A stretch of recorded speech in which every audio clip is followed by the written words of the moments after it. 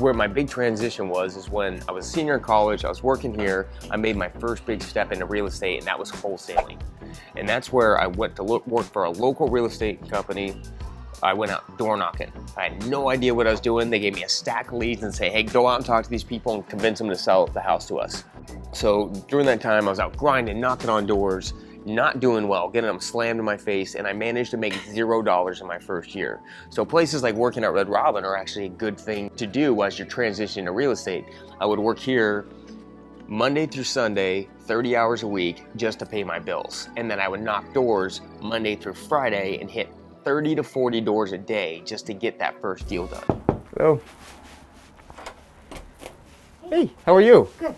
Once I finally started educating myself, working with a mentor, and kind of figuring out actually what I needed to be saying and what I needed to be doing, that's where my wholesaling business took off, and I was able to quit my full-time employment at Red Robin and make my big first step into real estate.